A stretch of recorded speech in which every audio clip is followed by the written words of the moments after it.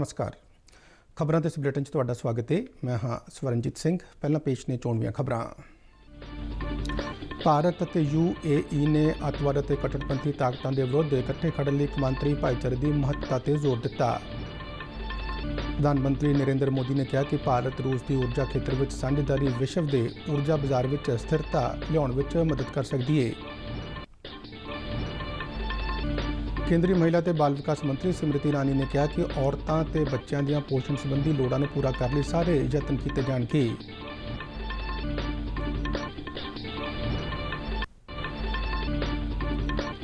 केंद्रीय शिक्षा मंत्री धर्मेंद्र प्रधान ने केंद्रीय यूनिवर्सिटियों नूं अक्तूबर महीने तक 6000 खाली पईआं असामियां भरन लई मिशन मोड तहत काम करने की हिदायत।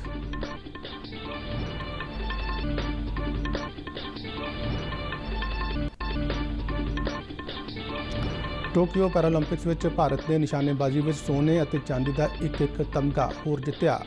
भारतीय बैडमिंटन खिडारी सुहास एल यथिराज और प्रमोद भगत आपो अपने वर्गों में मर्दों के सिंगल्स फाइनल में पुजे। भारत ने हुण तक 15 मैडल जिते।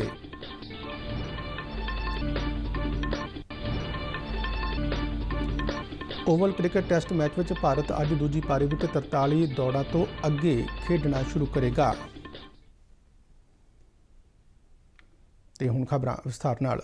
प्रधानमंत्री नरेंद्र मोदी और आबू धाबी के क्राउन प्रिंस शेख मुहम्मद बिन जायद अल नाहयान ने अतवाद और कट्टरपंथी ताकतां विरुद्ध एकजुट होकर खड़न संबंधी कौमांतरी भाईचारे के महत्व पर जोर दिता है।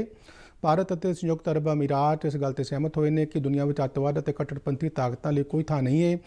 टैलीफोन पर हुई गलबात दौरान प्रधानमंत्री नरेंद्र मोदी और आबू धाबी के शहजादे ने कौमांतरी भाईचारे की अतवाद और कट्टरपंथी ताकतां खिलाफ एकजुट होकर खड़न की महत्ता पर जोर दिता। दोवां आगुआं ने भारत UAE व्यापक रणनीतिक साझेदारी के तहत ਵੱਖ-ਵੱਖ ਖੇਤਰਾਂ ਵਿੱਚ ਦੁਵੱਲੇ सहयोग बारे हो रही निरंतर प्रगति का भी हाँ पक्षी मुलांकन किया। प्रधानमंत्री मोदी ने कोविड-19 महामारी दौरान भारतीय भाईचारे लिए UAE वालों दिए गए समर्थन की भी शलाघा की। उन्होंने अगले महीने की 1 तरीक तो दुबई में होने वाली एक्सपो लिए अपन शुभकामनावां दित्तियां। दोवां आगुआं ने सांझी चिंता वाले खेतरी मुद्दों पर भी चर्चा की। प्रधानमंत्री नरेंद्र मोदी ने कहा कि ऊर्जा खेत्र में भारत और रूस की भाईवाली दुनिया के ऊर्जा बाजारों में स्थिरता लियाउण में मदद कर सकती है। पूर्वी आर्थिक मंच के पूर्ण सैशन को संबोधन करदਿਆਂ प्रधानमंत्री मोदी ने कहा कि भारत और रूस गगनयान प्रोग्राम राही पुलाड़ में खोज लिए भाईवाल ने। दोवें देश कौमांतरी व्यापार और वणज लिए उत्तरी सागर राह को खोलण में भी भाईवाल होणगे। प्रधानमंत्री ने कहा कि भारत और रूस कई प्रोजैक्टों पर मिलकर काम कर रहे हैं। प्रधानमंत्री ने इस गल का जिक्र किया कि देश का सब तो वड्डा शिपयार्ड मजगांव डॉक लिमिटेड दुनिया के कुछ अहम व्यापारक जहाज़ों के निर्माण लिए रूस के जवेजदा नाल भाईवाली करेगा। प्रधानमंत्री मोदी ने रूस के पूर्वी खेत्र में पैंदे दूर दराडे के खेत्र के विकास लिए राष्ट्रपति व्लादिमीर पुतिन के दृष्टिकोण की शलाघा की। उन्होंने कहा कि भारत रूस के सुपने को साकार करने में उसका भरोसेयोग भाईवाल होगा। प्रधानमंत्री ने कहा कि 2019 में जदों वो फोरम की मीटिंग में हिस्सा लैण लई व्लादिवोस्टोक गए तो उन्होंने पूरब की नीति को लागू करने के भारत के संकल्प का ऐलान किया सी। उन्होंने व्लादिवोस्टोक को सही अर्थों में यूरेशिया और प्रशांत का असल संगम दस्या। प्रधानमंत्री ने कहा कि भारतीय सभ्यता में संगम की एक विशेष महत्ता है जिसका अर्थ है नदियां लोकां ते विचारां दा संगम। India and Russia are partners in space exploration through the Gaganyaan program. India and Russia will also be partner in opening up the northern sea route for international trade and commerce. Friend, the friendship between India and Russia has stood the test of time. Most recently, it was seen in our robust cooperation during the COVID-19 pandemic, including in the area of vaccines.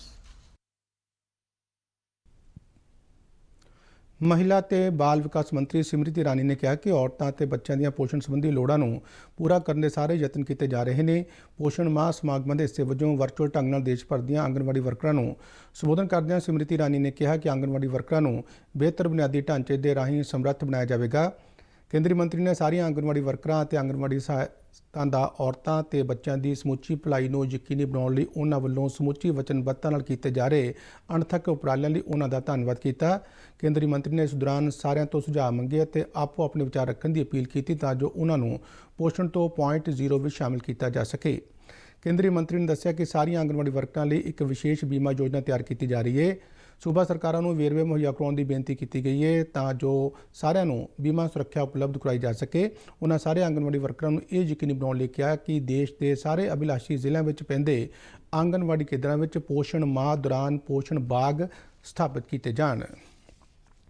Punjab school ਸਿੱਖਿਆ ਦੇ ਸਕੱਤਰ ਕ੍ਰਿਸ਼ਨ ਕੁਮਾਰ ਨੇ school ਮੁਖੀਆਂ ਨੂੰ ਆਂਗਣਵਾੜੀ ਵਰਕਰਾਂ ਤੇ ਹੈਲਪਰਾਂ ਨੂੰ ਬਣਦਾ ਮਾਣ ਸਨਮਾਨ ਦੇਣ ਸੰਬੰਧੀ ਹਦਾਇਤਾਂ ਜਾਰੀ ਕੀਤੀਆਂ ਨੇ। ਪੰਜਾਬ ਸਕੂਲ ਸਿੱਖਿਆ ਵਿਭਾਗ ਦੇ ਇੱਕ ਬੁਲਾਰੇ ਨੇ ਚੰਡੀਗੜ੍ਹ ਵਿੱਚ ਜਾਣਕਾਰੀ ਦਿੰਦਿਆਂ ਦੱਸਿਆ ਕਿ ਸਕੂਲ ਸਿੱਖਿਆ ਸਕੱਤਰ ਨੇ ਇਸ ਸੰਬੰਧੀ ਜ਼ਿਲ੍ਹਾ ਸਿੱਖਿਆ ਅਧਿਕਾਰੀਆਂ ਅਤੇ ਸਕੂਲ ਮੁਖੀਆਂ ਨੂੰ ਪੱਤਰ ਜਾਰੀ ਕਰ ਦਿੱਤਾ ਹੈ। ਬੁਲਾਰੇ ਅਨੁਸਾਰ ਸੂਬੇ ਦੇ ਬਹੁਤ ਸਾਰੇ ਸਕੂਲਾਂ ਵਿੱਚ ਆਂਗਣਵਾੜੀ ਕੇਂਦਰ ਚੱਲ ਰਹੇ ਨੇ ਅਤੇ ਆਂਗਣਵਾੜੀ ਵਰਕਰਾਂ ਵੱਲੋਂ ਪ੍ਰੀ ਪ੍ਰਾਇਮਰੀ ਸਕੂਲਾਂ ਵਿੱਚ ਦਾਖਲੇ ਵਧਾਉਣ ਲਈ ਪ੍ਰਭਾਵੀ ਭੂਮਿਕਾ ਨਿਭਾਈ ਗਈ ਹੈ, ਇਸ ਲਈ ਉਹਨਾਂ ਨੂੰ ਇਹ ਮਾਣ ਦਿੱਤਾ ਜਾ ਰਿਹਾ ਹੈ। ਸਕੂਲ ਸਿੱਖਿਆ ਸਕੱਤਰ ਨੇ ਸਕੂਲ ਮੁਖੀਆਂ ਨੂੰ ਆਂਗਣਵਾੜੀ ਵਰਕਰਾਂ ਅਤੇ ਹੈਲਪਰਾਂ ਨਾਲ ਤਾਲਮੇਲ ਕਰਨ ਅਤੇ ਉਹਨਾਂ ਨਾਲ ਮਿਲ ਵਰਤਣ ਦੀ ਭਾਵਨਾ ਪੈਦਾ ਕਰਨ ਦੀ ਵੀ ਹਦਾਇਤ ਦਿੱਤੀ। ਕੇਂਦਰੀ ਸਿੱਖਿਆ ਮੰਤਰੀ ਧਰਮੇਂਦਰ ਪ੍ਰਧਾਨ ਨੇ ਕਿਹਾ ਕਿ ਕੇਂਦਰੀ ਯੂਨੀਵਰਸਿਟੀਆਂ ਨੂੰ ਇਸ ਸਾਲ ਅਕਤੂਬਰ ਤੱਕ 6000 ਖਾਲੀ ਅਸਾਮੀਆਂ ਭਰਨ ਲਈ ਮਿਸ਼ਨ ਮੋਡ ਤਹਿਤ ਕੰਮ ਕਰਨਾ ਚਾਹੀਦਾ ਹੈ। ਸਿੱਖਿਆ ਮੰਤਰੀ ਨੇ ਵਰਚੁਅਲ ਢੰਗ ਨਾਲ ਕੇਂਦਰੀ ਯੂਨੀਵਰਸਿਟੀਆਂ ਦੇ ਵਾਈਸ ਚਾਂਸਲਰਾਂ ਨਾਲ ਮੀਟਿੰਗ ਦੌਰਾਨ ਇਹ ਗੱਲ ਆਖੀ। ਉਹਨਾਂ ਕਿਹਾ ਕਿ ਨਵੀਂ ਸਿੱਖਿਆ ਨੀਤੀ ਭਾਰਤ ਨੂੰ ਉੱਭਰ ਰਹੇ ਨਵੇਂ ਵਿਸ਼ਵ ਵਿਵਸਥਾ ਦੇ ਸਿਖਰ ਤੇ ਲਿਜਾਣ ਵਿੱਚ ਅਹਿਮ ਭੂਮਿਕਾ ਨਿਭਾਏਗੀ। ਧਰਮੇਂਦਰ ਪ੍ਰਧਾਨ ਨੇ ਕਿਹਾ ਕਿ ਨਵੀਂ ਸਿੱਖਿਆ ਨੀਤੀ ਰਾਹੀਂ ਭਾਰਤ ਨੂੰ ਇੱਕ ਗਿਆਨ ਮਹਾਸ਼ਕਤੀ ਵਜੋਂ ਸਥਾਪਿਤ ਕਰਨ ਲਈ ਸੰਪੂਰਨ ਤੌਰ ਤੇ ਕੰਮ ਕਰਨ ਦੀ ਲੋੜ ਹੈ। ਮੀਟਿੰਗ ਦੌਰਾਨ ਉਹਨਾਂ ਵਾਈਸ ਚਾਂਸਲਰ ਨੂੰ ਆਪੋ ਆਪਣੀਆਂ ਯੂਨੀਵਰਸਿਟੀਆਂ ਵਿੱਚ ਖੇਡਾਂ ਨੂੰ ਉਤਸ਼ਾਹ ਕਰਨ ਦੀ ਵੀ ਅਪੀਲ ਕੀਤੀ। ਵਿਦੇਸ਼ ਮੰਤਰੀ ਡਾਕਟਰ ਐਸ ਜੈਸ਼ੰਕਰ ਨੇ ਯੂਰਪੀਅਨ ਯੂਨੀਅਨ ਦੀ ਵਿਸ਼ੇਸ਼ ਮਾਮਲਿਆਂ ਦੀ ਕੌਂਸਲ ਮੀਟਿੰਗ ਦੌਰਾਨ ਭਰੋਸਾ ਦਿੱਤਾ ਕਿ ਭਾਰਤ ਹਿੰਦ ਪ੍ਰਸ਼ਾਂਤ ਦੇ ਬਾਰੇ ਵਿੱਚ ਯੂਰਪੀ ਸੰਘ ਦੇ ਸਾਰੇ ਸਥਾਈ ਮੈਂਬਰਾਂ ਨਾਲ ਗੱਲਬਾਤ ਕਰੇਗਾ। ਡਾਕਟਰ ਜੈਸ਼ੰਕਰ ਨੇ ਟਿੱਪਣੀ ਸਲੋਵੇਨੀਆ ਵਿੱਚ ਕਰਵਾਈ ਗਈ ਬਲੇਡ ਰਣਨੀਤਿਕ ਫੋਰਮ ਦੇ ਇੱਕ ਪੈਨਲ ਚਰਚਾ ਦੌਰਾਨ ਕੀਤੀ। ਹਿੰਦ ਪ੍ਰਸ਼ਾਂਤ ਖੇਤਰ ਵਿੱਚ ਨਿਯਮ ਆਧਾਰਿਤ ਵਿਵਸਥਾ ਵਿਸ਼ੇ ਤੇ ਚਰਚਾ ਲਈ ਮੀਟਿੰਗ ਰੱਖੀ ਗਈ ਸੀ। ਇਸ ਦੌਰਾਨ ਉਹਨਾਂ ਕਿਹਾ ਕਿ ਭਾਰਤ ਯੂਰਪੀ ਭਾਈਚਾਰੇ ਨਾਲ ਆਪਣੇ ਸੰਬੰਧਾਂ ਨੂੰ ਮਜ਼ਬੂਤ ਕਰਨਾ ਚਾਹੁੰਦਾ ਹੈ। ਸਲੋਵੇਨੀਆ ਦੇ ਵਿਦੇਸ਼ ਮੰਤਰੀ ਡਾਕਟਰ ਜੈਸ਼ੰਕਰ ਨੂੰ ਯੂਰਪੀਅਨ ਭਾਈਚਾਰੇ ਦੇ ਮੈਂਬਰ ਦੇਸ਼ਾਂ ਦੇ ਮੰਤਰੀਆਂ ਦੀ ਗੈਰ ਰਸਮੀ ਮੀਟਿੰਗ ਵਿੱਚ ਹਿੱਸਾ ਲੈਣ ਲਈ ਸੱਦਾ ਦਿੱਤਾ ਹੈ। ਸਲੋਵੇਨੀਆ ਇਸ ਵੇਲੇ ਯੂਰਪੀਅਨ ਭਾਈਚਾਰੇ ਦੀ ਮੰਤਰੀ ਪਰਿਸ਼ਦ ਦੀ ਅਗਵਾਈ ਕਰ ਰਿਹਾ ਹੈ। ਡਾਕਟਰ ਜੈਸ਼ੰਕਰ ਅੱਜ ਤੋਂ ਡੈਨਮਾਰਕ ਦੇ 2 ਦਿਨਾਂ ਦੌਰੇ ਤੇ ਜਾਣਗੇ, ਜਿੱਥੇ ਉਹ ਡੈਨਮਾਰਕ ਦੇ ਵਿਦੇਸ਼ ਮੰਤਰੀ JP ਕੋਹੇਡ ਨਾਲ ਭਾਰਤ ਡੈਨਮਾਰਕ ਸੰਯੁਕਤ ਕਮਿਸ਼ਨ ਦੀ ਮੀਟਿੰਗ ਦੇ ਚੌਥੇ ਦਿਨ ਦੀ ਸਹਿ ਪ੍ਰਧਾਨਗੀ ਕਰਨਗੇ। ਮੀਟਿੰਗ ਦੌਰਾਨ ਗ੍ਰੀਨ ਰਣਨੀਤਿਕ ਭਾਈਵਾਲੀ ਤਹਿਤ ਦੁਵੱਲੇ ਸਹਿਯੋਗ ਬਾਰੇ ਵਿਆਪਕ ਸਮੀਖਿਆ ਕੀਤੀ ਜਾਵੇਗੀ।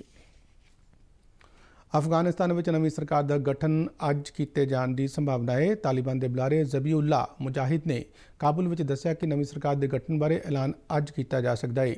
ਤਾਲਿਬਾਨ ਦੇ ਸਹਿ ਸੰਸਥਾਪਕ ਮੁੱਲਾ ਅਬਦੁਲ ਗਨੀ ਬਰਾਦਰ ਨੂੰ ਸਰਕਾਰ ਦਾ ਮੁਖੀ ਬਣਾਏ ਜਾਣ ਦੀ ਸੰਭਾਵਨਾ ਹੈ। ਤਾਲਿਬਾਨ ਦੇ ਸੂਚਨਾ ਅਤੇ ਸੱਭਿਆਚਾਰਕ ਕਮਿਸ਼ਨ ਵਿੱਚ ਸੀਨੀਅਰ ਅਧਿਕਾਰੀ ਮੁਫਤੀ ਇਨਾਮੁੱਲਾ ਸਮਨ ਗਨੀ ਨੇ ਕਿਹਾ ਕਿ ਨਵੀਂ ਸਰਕਾਰ ਅਤੇ ਕੈਬਨਿਟ ਦੇ ਬਾਰੇ ਵਿੱਚ ਵਿਚਾਰ ਵਟਾਂਦਰਾ ਕੀਤਾ ਜਾ ਰਿਹਾ ਹੈ। ਤਾਲਿਬਾਨ ਦੇ ਹਵਾਲੇ ਨਾਲ ਖਬਰ ਏਜੰਸੀਆਂ ਨੇ ਜਾਣਕਾਰੀ ਦਿੱਤੀ ਕਿ ਮੁੱਲਾ ਹਿਬਾਤੁੱਲਾ ਅਖਨੂਦਜ਼ਾਦਾ ਨੂੰ ਅਫਗਾਨਿਸਤਾਨ ਦੀ ਸੁਪਰੀਮ ਅਥਾਰਟੀ ਬਣਾਇਆ ਜਾਵੇਗਾ। ਟੋਕੀਓ ਪੈਰਾਲੰਪਿਕਸ ਖੇਡਾਂ ਵਿੱਚ ਭਾਰਤ ਨੇ 1 ਸੋਨੇ ਦਾ ਤੇ 1 ਚਾਂਦੀ ਦਾ ਤਮਗਾ ਜਿੱਤ ਕੇ 11ਵੇਂ ਦਿਨ ਮੈਡਲ ਜਿੱਤਣ ਦਾ ਸਿਲਸਿਲਾ ਕਾਇਮ ਰੱਖਿਆ। ਭਾਰਤ ਦੀ ਸ਼ੁਰੂਆਤ ਸ਼ਾਨਦਾਰ ਰਹੀ। ਨਿਸ਼ਾਨੇਬਾਜ਼ ਮਨੀਸ਼ ਨਰਵਾਲ ਨੇ 50 ਮੀਟਰ ਪਿਸਟਲ ਇਵੈਂਟ SH1 ਵਿੱਚ ਸੋਨੇ ਦਾ ਤੇ ਇਸੇ ਮੁਕਾਬਲੇ ਵਿੱਚ ਸਿੰਘ ਰਾਜ ਅਦਾਨਾ ਨੇ ਚਾਂਦੀ ਦਾ ਤਮਗਾ ਜਿੱਤਿਆ। ਮਨੀਸ਼ ਨੇ 218.2 ਅੰਕ ਹਾਸਲ ਕਰਕੇ ਨਵਾਂ ਪੈਰਾਲੰਪਿਕਸ ਰਿਕਾਰਡ ਵੀ ਕਾਇਮ ਕੀਤਾ। ਮਰਦਾਂ ਦੇ ਬੈਡਮਿੰਟਨ ਮੁਕਾਬਲਿਆਂ ਵਿੱਚ SL4 ਵਰਗ ਵਿੱਚ ਨੋਇਡਾ ਦੇ ਜ਼ਿਲ੍ਹਾ ਮੈਜਿਸਟ੍ਰੇਟ ਅਤੇ ਪੈਰਾਲੰਪਿਕਸ ਖਿਡਾਰੀ ਸੁਹਾਸ ਐਲ ਯਥੀਰਾਜ ਨੇ ਸਿੰਗਲਸ ਮੁਕਾਬਲੇ ਦੇ ਫਾਈਨਲ ਵਿੱਚ ਦਾਖਲਾ ਹਾਸਲ ਕੀਤਾ। 31 ਮਿੰਟ ਤੱਕ ਚੱਲੇ ਸੈਮੀਫਾਈਨਲ ਮੁਕਾਬਲੇ ਵਿੱਚ ਉਸਨੇ ਇੰਡੋਨੇਸ਼ੀਆ ਦੇ ਖਿਡਾਰੀ ਸੇਤੀਆਵਾਨ ਫੈਡੀ ਨੂੰ 21-9 21-15 ਨਾਲ ਹਰਾਇਆ। ਬੈਡਮਿੰਟਨ ਵਿੱਚ ਹੀ ਮਰਦਾਂ ਦੇ SL3 ਵਰਗ ਵਿੱਚ ਪ੍ਰਮੋਦ ਭਗਤ ਨੇ ਜਾਪਾਨ ਦੇ ਖਿਡਾਰੀ ਡੀ ਫੁਜੀ ਨੂੰ 21-11 21-16 ਨਾਲ ਹਰਾ ਕੇ ਫਾਈਨਲ ਵਿੱਚ ਦਾਖਲਾ ਹਾਸਲ ਕੀਤਾ। ਇਸੇ ਵਰਗ ਵਿੱਚ ਭਾਰਤ ਦਾ ਖਿਡਾਰੀ ਮਨੋਜ ਸਰਕਾਰ ਬਰਤਾਨੀਆ ਦੇ ਡੈਨੀਅਲ ਬੇਥਨ ਤੋਂ 2-0 ਨਾਲ ਹਾਰ ਗਿਆ। ਭਾਰਤੀ ਖਿਡਾਰੀ ਅੱਜ ਸ਼ੂਟਿੰਗ ਅਤੇ ਐਥਲੈਟਿਕਸ ਵਿੱਚ ਵੀ ਆਪਣੀ ਚੁਣੌਤੀ ਪੇਸ਼ ਕਰ ਰਹੇ ਨੇ। ਮੁਕਾਬਲੇ ਦੇ 10ਵੇਂ ਦਿਨ ਭਾਰਤੀ ਖਿਡਾਰੀਆਂ ਨੇ ਸ਼ਾਨਦਾਰ ਪ੍ਰਦਰਸ਼ਨ ਕਰਦੇ ਹੋਏ 3 ਮੈਡਲ ਜਿੱਤੇ। ਪ੍ਰਵੀਨ ਕੁਮਾਰ ਨੇ ਹਾਈ ਜੰਪ ਵਿੱਚ ਚਾਂਦੀ ਦਾ, ਅਵਨੀ ਲੇਖਰਾ ਨੇ ਔਰਤਾਂ ਦੇ 50 ਮੀਟਰ ਰਾਈਫਲਸ ਮੁਕਾਬਲੇ ਵਿੱਚ ਕਾਂਸੇ ਦਾ ਅਤੇ ਤੀਰਅੰਦਾਜ਼ ਹਰਵਿੰਦਰ ਸਿੰਘ ਨੇ ਮਰਦਾਂ ਦੇ ਵਿਅਕਤੀਗਤ ਰਿਕਰਵ ਓਪਨ ਮੁਕਾਬਲੇ ਵਿੱਚ ਕਾਂਸੇ ਦਾ ਤਮਗਾ ਜਿੱਤ ਕੇ ਇਤਿਹਾਸ ਰਚਿਆ। ਪੈਰਾਲੰਪਿਕਸ ਵਿੱਚ ਟੀਮ ਇੰਡੀਆ ਹੁਣ ਤੱਕ 3 ਸੋਨੇ ਦੇ, 7 ਚਾਂਦੀ ਦੇ ਅਤੇ 5 ਕਾਂਸੇ ਦੇ ਤਮਗਿਆਂ ਸਮੇਤ ਕੁੱਲ 15 ਮੈਡਲ ਜਿੱਤ ਚੁੱਕਾ ਹੈ। ਭਾਰਤੀ ਟੀਮ ਮੈਡਲ ਸੂਚੀ ਵਿੱਚ 34ਵੇਂ ਸਥਾਨ ਤੇ ਚੱਲ ਰਹੀ ਹੈ। ਪ੍ਰਧਾਨ ਮੰਤਰੀ ਨਰਿੰਦਰ ਮੋਦੀ ਨੇ ਟੋਕੀਓ ਪੈਰਾਲੰਪਿਕਸ ਵਿੱਚ ਨਿਸ਼ਾਨੇਬਾਜ਼ੀ ਵਿੱਚ ਇਤਿਹਾਸਕ ਮੈਡਲ ਜਿੱਤਣ ਤੇ ਮਨੀਸ਼ ਨਰਵਾਲ ਅਤੇ ਸਿੰਘ ਰਾਜ ਅਦਾਨਾ ਨੂੰ ਸ਼ੁਭਕਾਮਨਾਵਾਂ ਦਿੱਤੀਆਂ ਨੇ। ਯੁਵਾ ਮਾਮਲਿਆਂ ਤੇ ਖੇਡਾਂ ਬਾਰੇ ਮੰਤਰੀ ਅਨੁਰਾਗ ਸਿੰਘ ਠਾਕੁਰ ਨੇ ਵੀ 골ਡ ਮੈਡਲ ਜਿੱਤਣ ਤੇ ਮਨੀਸ਼ ਨਰਵਾਲ ਨੂੰ ਵਧਾਈ ਦਿੱਤੀ ਹੈ। ਅਨੁਰਾਗ ਠਾਕੁਰ ਤੀਰੰਦਾਜ਼ੀ ਵਿੱਚ ਦੇਸ਼ ਲਈ ਪਹਿਲਾ ਮੈਡਲ ਜਿੱਤਣ ਵਾਲੇ ਰਵਿੰਦਰ ਸਿੰਘ ਨੂੰ ਵੀ ਟਵੀਟ ਰਾਹੀਂ ਸ਼ੁਭਕਾਮਨਾਵਾਂ ਦਿੱਤੀਆਂ ਨੇ। ਇਸ ਦੇ ਨਾਲ ਹੀ ਖਬਰਾਂ ਦਾ ਇਹ ਬੁਲੇਟਿਨ ਖਤਮ ਹੁੰਦਾ ਹੈ। ਆਗਿਆ ਦਿਓ। ਧੰਨਵਾਦ।